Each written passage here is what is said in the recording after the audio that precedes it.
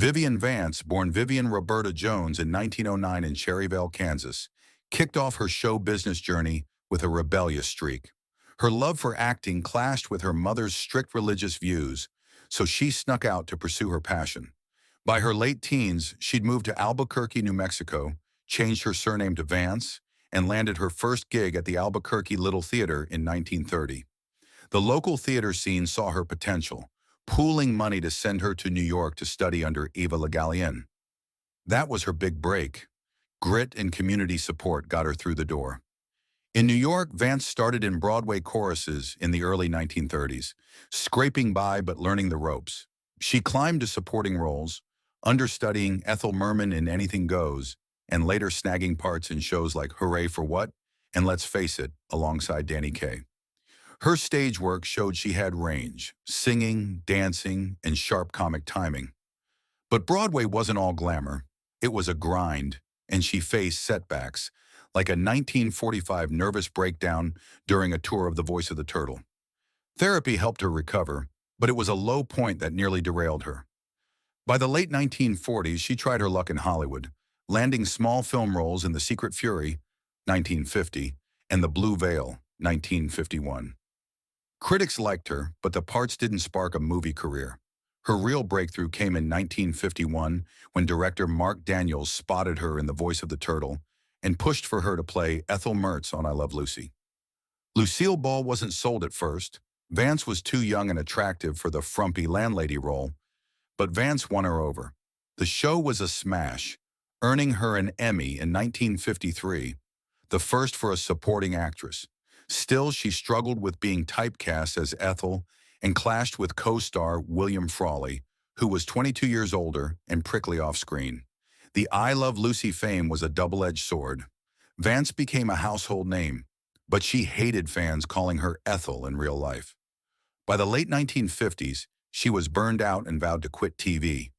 Yet in 1962, Ball coaxed her back for The Lucy Show, where she played Vivian Bagley, insisting on her real first name and better wardrobe to shake the Ethel image. She left after 3 seasons, tired of the commute from Connecticut, where she lived with her 4th husband, John Dodds. Her later career leaned lighter. Guest spots on Here's Lucy, a few TV movies like The Great Houdini, 1976, and a well-received role on Rhoda in 1975. She also did commercials for Maxwell House, keeping her visible. Health issues shadowed her later years. Diagnosed with breast cancer in 1973, she fought it bravely but faced Bell's palsy and bone cancer by the late 1970s.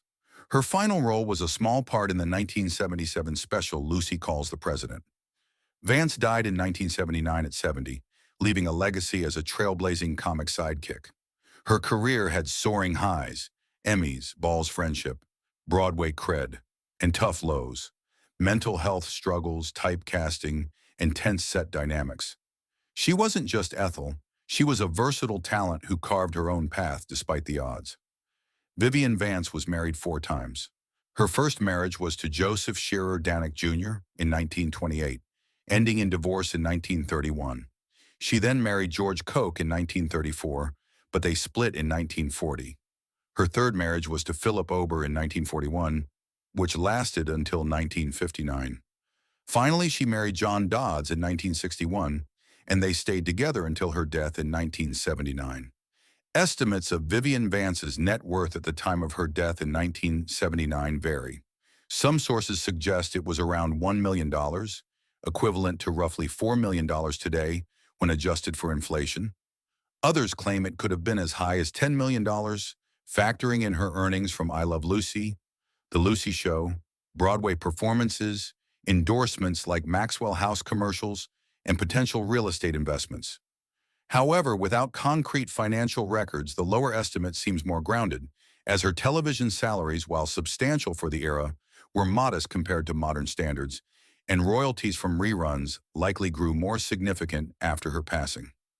Her wealth reflected a successful career, but exact figures remain speculative due to limited public documentation. Vivian Vance died in Belvidere, California, specifically in the Belvidere-Tiburon area of Marin County, on August 17, 1979. She passed away at her home after a battle with breast cancer and subsequent bone cancer. Vivian Vance was 70 years old when she died on August 17, 1979. She was born on July 26, 1909.